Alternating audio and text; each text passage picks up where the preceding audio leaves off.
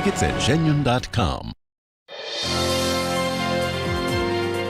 I'm Liz Neisloss. Tonight on Greater Boston, GBH News transportation reporter Bob Seay is here to answer your burning questions on MBTA shutdowns, slow zones, and if we will ever get a fully functioning T. Plus, Governor Healey shares her take on the faulty Green Line extension tracks and how her general manager of transportation has performed so far. Then, the risk of flooding as heavy rain follows close behind the first snowstorm of the season. What's going on with the MBTA? Parts of the Green Line are shut down yet again this week as the agency works to repair tracks and end slow zones. GBH News transportation reporter Bob Seay joins me now on the state of the fixes and the answers to your questions about the ever-troubled T. So, Bob, let's dive in on the Green Line and slow zones. What's happening there? Well, we are beginning what will be a year-long project to repair all of the slow zones, some 170 along the T, and we're starting with the Green Line. Supposedly they're in the priority of need, so the Green Line apparently is especially needy because work was done last month. So people might be wondering, didn't we do this last month? Well, there's so much work to be done, actually, that this is why they're continuing. So remind us what that work is that's being done. Basically, they're rebuilding the entire system. So they're fixing the new... They're fixing the tracks. Right, they're fixing the ballast under the tracks. They're fixing the power systems and the signal systems. Okay. So it's a lot of work. That's a lot of work. And so people should just be checking to see wherever they are, what the latest is on the schedule for the Green Line. Yeah, the MBTA has on its website an actual schedule for the entire year. And I think that's important to note because in the past, the T was reacting to either derailments or track problems or whatever. This is the first time they've actually had a plan to systematically fix what's wrong. Okay, is that something relatively new under Philip Eng? Yes. Okay, definitely. So Eng says we're making progress. Yeah.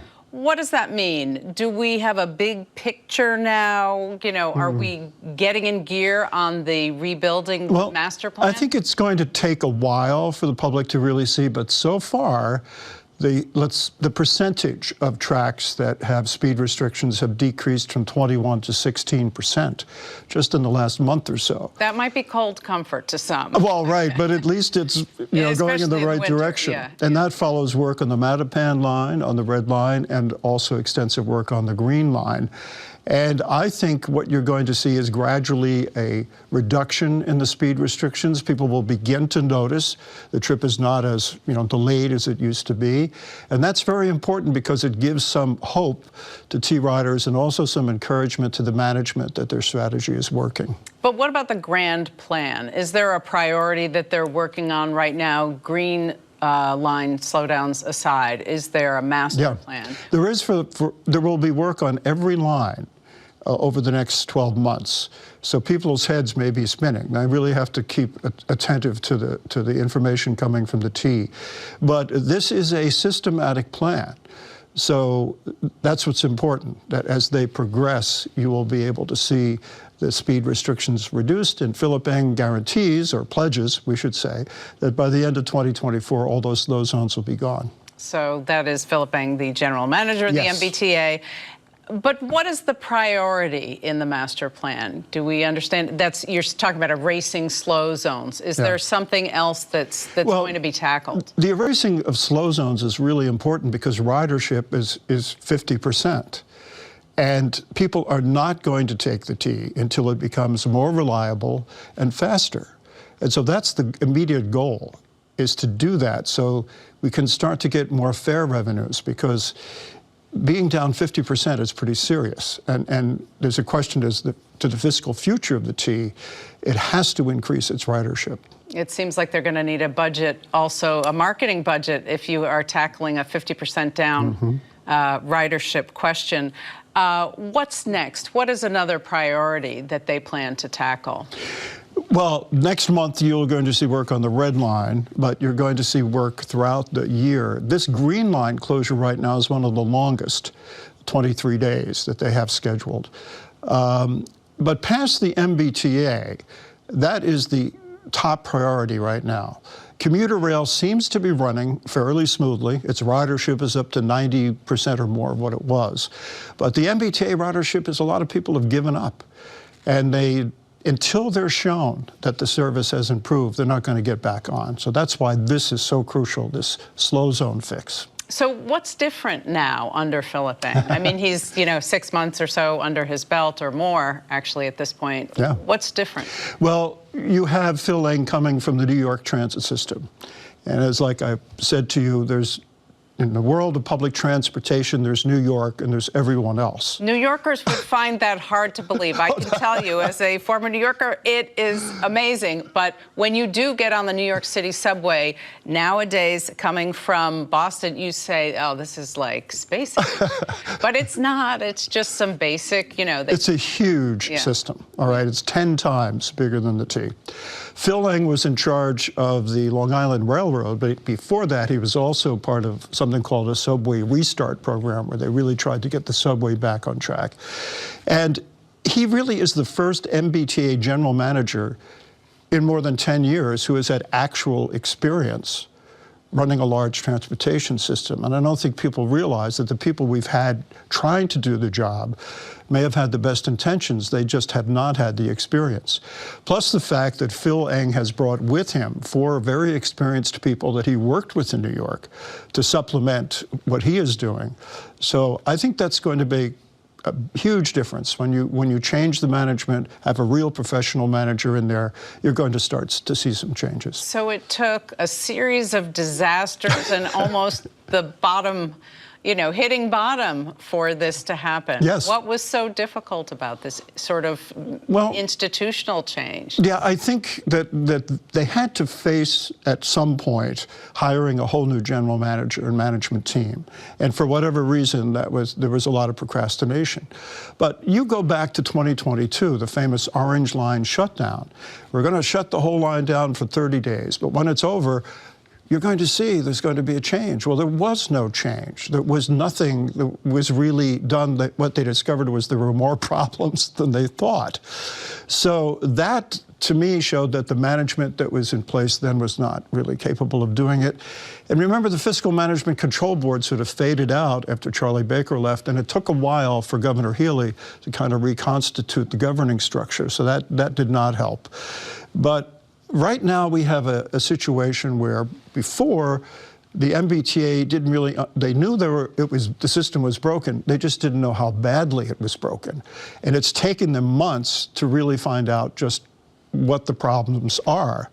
And they needed to do that before they could begin fixing them. Yeah, well, I know they look deeply under the hood, but there are a lot of commuters who would have been willing to line up and offer opinions. So we know what's happening with the Green Line. What is the issue with the Red Line that you're describing? Well, the same problem.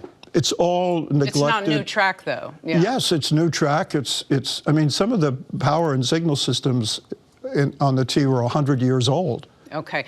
I have to tell you, we're going to try something new in talking to you. We've gone out into the street to ask what the commuters think. So we are going to present you with some of those questions. The first question is from Tian, who is from Boston. Let's listen. I'm trying to understand why we have a set bus schedule for the T, and it still seems like they're running late on time. Still seems like they're running late. What can you tell Tian? Well, the bus system is a whole other situation entirely. There was a severe shortage of bus drivers after the pandemic, and it took the T a long time to hire people back, mostly because the wages were very poor. You had to work a split shift. You had to work in a morning shift and an afternoon shift. You had to get your own commercial driver's license. I mean, there was all kinds of impediments that were ridiculous. And they had to do away with all of those, and they had to basically double the wages of bus drivers. And in the last 2 to 3 months, voila, people are applying for those jobs. So we may see change there. Yes. Okay, we're going to go to the next question. Jade from Boston. My one question about the T is, are there going to be any more buses free, as in like the 44, the 22, 29? That's a really good question. And we won't know that answer for at least another month, probably. The 3 bus routes in Boston that Mayor Wu declared free almost 2 years ago, that pilot program is coming to an end in February. And there has to be a decision made as to whether the city is going to be able to afford to continue that free service or whether the MBTA will pick it up, which I doubt. So it's really going to be interesting to see what the mayor decides to do, because that service has definitely improved ridership. The question is, can the city afford to keep subsidizing it? Okay, well, we will stay on that and all other things T-related. It's great to have you on. We hope to do that again, get more commuters talking to you, giving you their gripes, their questions, and you're the guy to answer. Thank you. And hopefully giving them hope. We need hope. All right, Okay. Thanks very much. Thank you, Liz. Thank you. From Ask Bob to Ask the Governor, Maura Healey fielded some tough questions about the state of the T on Boston Public Radio today. Here's what she had to say about MBTA General Manager Philip Eng's performance in office so far, transparency in her administration, and how she will address the people responsible for the faulty work on the Green Line extension. I'm going to preempt you saying how impressed you are with Philip Eng so far, because we are too. Very. Okay, and we know you are. We've read you say it, but obviously Philip Eng is the new head of the T. Ted Lasso. We discussed, he was kind enough to take calls, by the way, which was really great, unlike his predecessors who hid out historically, but that's our opinion, not yours. We talked to him about the narrow tracks on the Green Line and how virtually the whole line has got to be expanded to deal with slowness and safety and that sort of thing. We also raised the name of the man, this Dalton guy, who was in charge of the Green Line expansion when all this was happening, and he didn't really want to talk about accountability there. And I don't mean this in a pejorative way, I'm just trying to be descriptive. He said, we want to get this fixed, that we're not going to have the fare payers or the taxpayers pay anymore. No, you've made the same assurance. If someone like Dalton, who, at least based on Globe coverage, covered up this situation and potentially put people at risk financially and in terms of their health, is not held accountable, why is there an incentive for another Mr. Dalton to not do the same kind of thing when serving state government, Governor? Yeah, I think that people understand, and I want taxpayers and residents to know. I mean, everybody is expected to do their job well, certainly competently.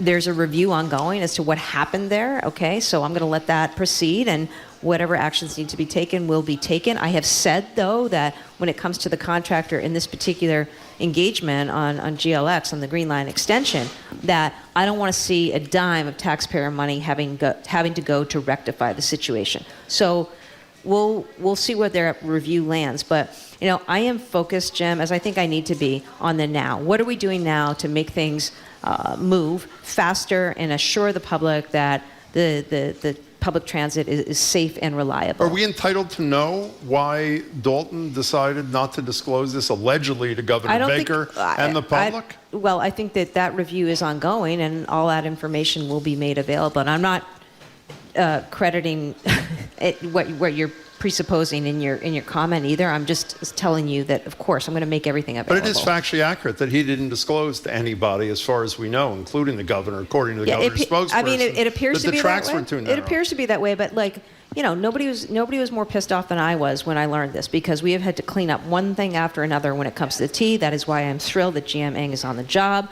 I'm thrilled that we hired 1,400 new T workers. I'm thrilled, by the way, anybody coming from the North Shore, filling our T delivered on a promise, which was, a year ago, people were told that people in Lynn weren't going to see a commuter rail stop for another 2 years. Phil Eng comes on the job. I said to him, how quickly can you get this built? He said December. He opened ahead of time. So now the good news is people come from that area don't have to take a bus, don't have to drive up to Swampscott to then get on a train to come in. They can get on right in Lynn, which will shave an hour off a commute. So, we're making progress. The whole shutdown right now, we're here in Back Bay. Green Line right now, according to the plan that we set forward, which is to eliminate all slow zones in less than a year. Green Line is shut down right now, so buses are going between North Station and Fenway, I believe. it's just like these are the things we need to do to systematically reduce the slow zones. We're down to about 16% right now. We continue to make progress. I'm going to continue to work with the team, push the team.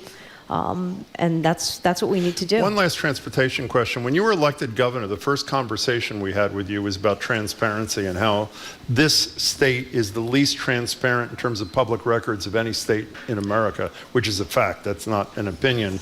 We talked to you a couple of months ago about the former Secretary of Transportation leaving and the public not really knowing. You said to us that it was mutual.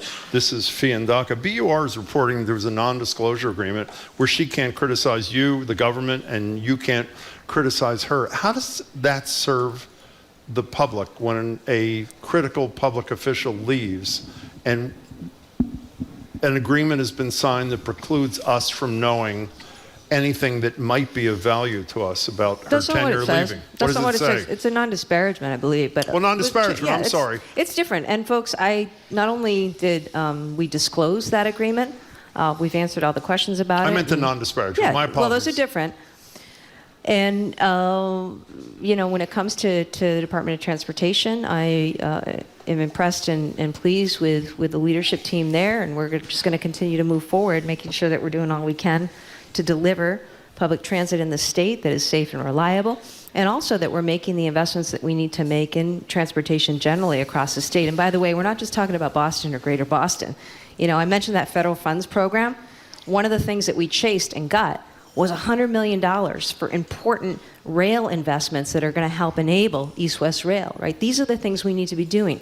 Investments in our regional transit authorities so that people in central and western Massachusetts and the Cape are able to get about more easily, to the store, to doctor's appointments and the like. So this has been a big focus. Look, we introduced water transit for the first time, right? And more investments need to be made there. So I'm really excited about the new energy, the new innovation at our Department of Transportation. It's what the public deserves, and it's what you're going to get. You can watch that full interview over on our YouTube page. That's youtube.com/GBH News. Next up, just a couple of days after the first real snow of the season, heavy rain is hitting Massachusetts, and meteorologists are warning of flooding across the state. Meteorologist Dave Tolleris of WXRisk.com joins me now on what we can expect from this storm and the rest of the season. David, thank you so much for diving in on this. What is ahead for Massachusetts? There's a lot of talk about flooding. Well, there is, and part of the problem is that over the last 30 days, rainfall amounts have run about 150 to 250% above normal across eastern Massachusetts, Connecticut, Rhode Island, and then down into New York and New Jersey, eastern Pennsylvania. Western Massachusetts, western New Hampshire, Vermont, it hasn't been quite that wet, but generally 5 to 7 or 8 inches above normal in the last 30 days. So the ground levels are really saturated, so they can't handle any more precipitation. Then we had our first snow of the season. Now that snow is going to melt because of the oncoming southerly winds tonight into tomorrow morning. We're going to get the heavy rain of 1 to 3 inches, some areas as much as 4 inches. So that's going to make the snow melt and turn to water even faster than it normally would. And all that has no place to go because the ground conditions are saturated. So that is going to be a big problem here. There will be some strong winds up to 50 miles an hour on the coast, especially the South Massachusetts coast, not so much eastern Massachusetts, Boston Harbor, but from Cape Cod all the way down to New York City, Long Island, Connecticut, you're going to get those strong south winds up to 50 miles an hour or even higher gusts than that. But for eastern Massachusetts, that's not going to be that much of a problem. It'll be a windy and stormy night, but it's mostly going to be the rain and the flooding potential. So let's break down that flooding piece of it. I mean, what you described for more broadly New England, 150 to 250% above normal. You said that didn't include Massachusetts necessarily, but yeah. Yeah, it's western Massachusetts. They've been at 150% above normal. The really saturated stuff has been eastern Massachusetts and Boston, southeast New Hampshire, okay, and down into Rhode Island and Connecticut. So there is some difference depending on the geography. But, this is a big rain for everybody. And even in the western areas where it hasn't been quite that wet, there's going to be localized flooding. So what's causing this? What should people know?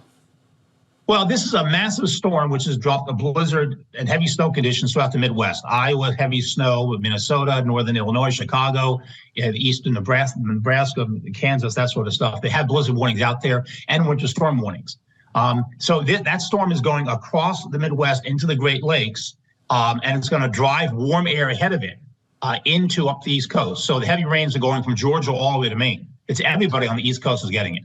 Now, some areas in the Mid-Atlantic are having very, very strong winds with this, which, again, we're not going to see that much in the Boston area, but the wind is a problem and the rain is a problem.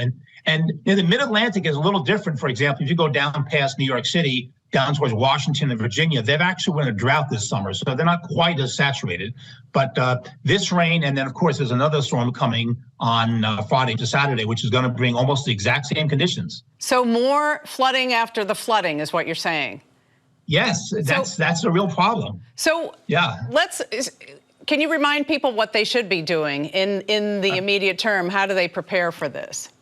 Oh, well, if you've experienced any flooding in your area, your home, where you go to work, the driving, the parking lots, your transportation areas, where you've seen any sort of flooding over the past 2 or 3 weeks because of rains and the snows, that's only going to get worse. So areas which are prone to flooding are going to get more flooding. But now we're reaching a point where areas which normally don't see, just damp grounds are going to be more flooded. Now, that may just be your front yard. It may just become a pile of mud for the next week or so. But some areas, if you have leaves and gutters, you have to check them because a lot of people don't. And normally, over time, the built-up leaves kind of breaks down and it, dissipates and it's not a problem. But with this amount of rain and the snow we've had, you have to keep all the gutters, all the areas around your drains have to be completely clear in order to get rid of the water because any buildup at all, the ground can't handle it. And if your basements flood, that's going to be a problem, okay? And with the second event coming up Friday night and Saturday, that's not going to change. So you've got several days to watch out for, not just this event into tomorrow morning. So those are all good reminders, and check your sump pumps and do all those things. Yes. Yeah. Why is this happening? Is this about El Nino? Is this climate change? Is it both? What's this about? Well, this is partially El Nino to a large degree. The last 3 winters, as you know, last winter we had very little snow in Boston and New England. And it wasn't just Boston and New England. There was no snow in New York. New York City has gone 700 days without an inch of snow. That's pretty amazing. That's over 2 years. So that was also down into Philly and into, Ohio and Indiana and Kentucky, or even, you had to go all the way into the Dakotas and the Rockies. And if you remember last year, they had huge snows in the Sierras. We also had pictures of that in the Cascades, California, the Bitterroots, the Rockies. They've had that 2 years in a row. That was because of La Nina. La Nina favors the western United States and dry and mild for the eastern U.S. So that was the last 2 years. Now we've moved to El Nino, but this is a very strong El Nino. So what it's doing is it's driving all the storms from California right across into the Midwest and then eventually into New England. And David, can you remind people of this El Nino effect? Can you explain Sure. in basic terms what this does? All right. Well, El Nino or La Nina referred to a type of ocean water temperatures which exist along the equatorial Pacific, off the coast of Peru, along the equator, out towards the Philippines, that whole area towards the international date line. And we measure that by looking at different sectors. That region is divided up in several sectors. And when the water temperatures there are colder than normal, that's called La Nina. And when they're warmer than normal, it's called El Nino. And they have different impacts on the climate depending on what you're talking about. For example, La Nina favors a very active hurricane season. El Ninos generally suppress hurricane seasons. El Ninos, as long as they're not too strong, often bring about stormy winters in the eastern U.S. So that's what we're seeing then here? Yes. Yes. Now, we got off to a mild start in December, but again, that's typical. When you have an El Nino winter, December is almost always mild in the eastern United States. So what piece of this that changes in January, February, March. It turns totally different. So what piece of this is climate change, can we say? Or can we? Some of it is, because what's happening is the atmosphere is warmer. You can see the temperatures, your normal overnight low temperatures during the summer, the winter, the mean temperatures continue to go up at a very steady pace. And it's obviously operating with it. For example, 2023 was the warmest year on record. Now, part of that was because we had La Nina and El Nino, which brought extra energy in the atmosphere and climate change. So if we were to take out El Nino, 2023 probably would not have been the warmest year on record. Okay, if we took out the climate change and had El Nino, it would not be the warmest year on record. But both things together, you get the warmest year on record. Right, right. And so what can you tell us also about the astronomical tide at this point for Massachusetts? I think that we're also having a little bit of, in terms of flooding, we're going to have sort of bad timing there as well in this state. Yeah. We reached the full tide of moon cycle, I think, on Wednesday or Thursday. So we're not quite at the full cycle right now. But the storm on Friday to Saturday, that's going to be at a full moon cycle. So that storm is probably going to have higher tides than this one. So that is something to keep in mind. But so that's going to affect mostly the south shore of New England, because you're getting those strong south winds driving the water up into Long Island and Connecticut and southern Massachusetts. So to impact Boston and Boston Harbor and southeast New Hampshire, you want to get more of an easterly wind. And both this storm and the one on Friday night to Saturday are not going to give us east winds. They're mostly going to give us south winds. Okay, so we have one thing that may be going for us. One break. There you go. One little note. Do you think that we generally, certainly in Massachusetts, have to just get used to more flooding? I mean, there are parts of the world, which I can name, you know, whether it's India or Bangkok or wherever you go, they are used to this. It is a constant phenomenon. They will just walk through the flooding. For us, it still seems like a special major event. Do you think that this is just a feature that we are going to have to get used to every year? Yes, because that's what the change in climate does. Now, I know there are people out there who argue against the change in climate, but I just tell people it doesn't make a difference what you want to attribute it to. At this point, it's a fact, okay? And we can see the changes happening, so it is a fact. We can argue about what it causes or how much it is or isn't being caused by humans or man-made. That's really irrelevant. You know, if you have a house on the beach and it gets destroyed by a hurricane, does it make a difference why the hurricane was stronger than usual? No, it doesn't. Okay, if your house is being flooded, does it make a difference what's causing the extra moisture in the atmosphere? It doesn't. Right, right. We're going to have to leave it there. David Tolleris. I want to get it right. David Tolleris of WXRisk.com. Your business, you actually consult for businesses worried about the weather, and there must be a lot of them out there. Thank you very much for your time. You bet. Anytime. That's it for tonight. We'll be back tomorrow. I'm Liz Neisloss. Thank you so much for watching. Good night.